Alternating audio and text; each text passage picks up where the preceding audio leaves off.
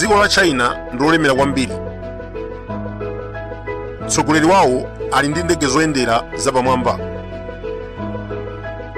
Koma mu 2020 anayenda ulendo umodzi okha wopita kunja. 2021 sanayende kupita dziko lililonse. Anakhala chaka ndi miyezi 7 osapita kunja.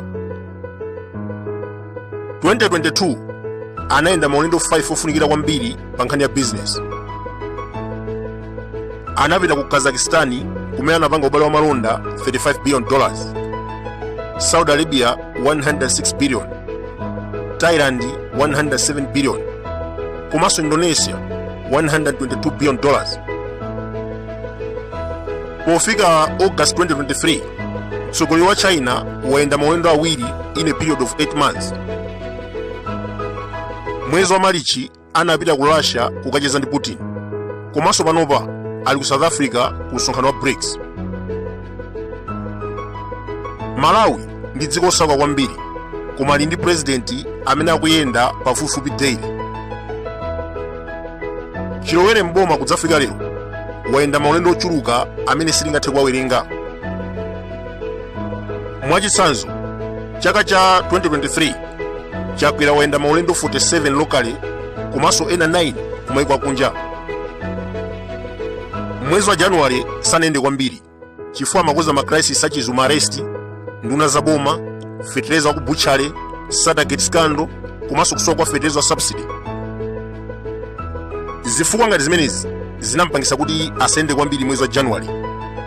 Ngati anayenda mwezi umenewu anangopita ku mwambo wa John Chilembwe mboma la Dzulo.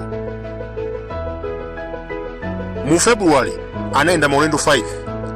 Anapita ku BICC Area 25, ku Parliament, Livingstone Synod kumpoto, komanso pa Nzuzu Seventh Day Adventist. Pa 2 March anapita ku Qatar ndi anyamata achipani kumene anakhalako 2 weeks. Anabwerako pa 14 pamene anakumana ndi ngozi ya Cyclone Freddy.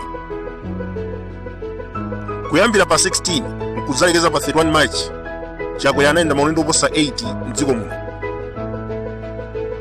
Anayambira ku Blantyre, Chikwawa, Mulanje, Machinga, Mangochi, Sanje, Zomba, Palombe, kudzamalizira pa Crossroads Hotel mu mzinda wa Lilongwe. Mwezi wa April anayamba ndi kutsegulira auction floors. 2 days later anapita ku Kalonga ndi Nzuzu. Pa 20 ku maliro a Khondowe. 22 Idi Mubarak. 4 days later anakwera ndege ndi kupita ku Zimbabwe. Atabwerako anazungulira mu Lilongwe maulendo okwana 3. Pa 1 May anapita ku Masintha akuti Labor Day. Kenaka anakwera ndege kupita ku Britain kumene anakhalako 1 week. Pobwera kumeneko anayima pa Kenya akuti kucheza ndi Kalista Chapula Chimombo. Atafika ku Malawi anachita mwambo wa Kamuzu Day pa 14. Anatsegulira Malawi Bureau of Standards ku Blantyre. Komanso panali mwambo wina umene unachitika pa 23 May ku BICC. Pa 1 June amangozungulira mu Lilongwe ndi president wa ku Zimbabwe. 2 June amazungulira ku Blantyre mpaka anakafika ku Kamfozi boma la Tcholo ndi Mnangagwa. 6 June tinamuona pa BICC. 8 June anapita ku Zambia. 9 June tinamuona ku Mafuko boma Salima. Pa 13 ndi 14 June anabweranso ku BICC. 3 days later anakwera ndege ndi kupita ku Ghana. Atabwerako tinamuona kwa T.A. Kalolo boma Lilongwe akuti kopemphera. Pa 27 June anapita ku China kumene anakhalako 1 week. Mwezi wa July chakwera anayenda maulendo 8 mdziko muno, komanso anapita ku Tanzania. Panopa ndi August sitinamalize wayenda kale maulendo 6 locally. Wapitanso ku Angola andi panopa ndikunena pano ali ku South Africa akuti BRICS Summit. Ndiye timafunsa kuti kodi Malawi ndi member wa BRICS? Achakwera ndi akazi awo anapita ku South Africa 5 days before the summit. Kodi akuthamangira chani ngati zikuwakhudza? ndalama zimene zikuonongeka pa maulendo onsewa zikhoza kupanga investment imene ingalembe ntchito anthu oposa 1 million. Bungwe la IMF likumuchemerera Chakwera akuti ndi dolo wodziwa kuyendetsa chuma. Chimene chikumachitika akumamuwuza kuti agwetse kwacha, akatero akumamutama kuti ndi katswiri.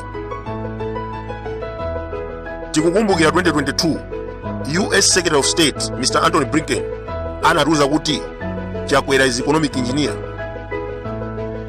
Zonsezi akuti chifukwa choti anagwetsa kwacha ndi 25%.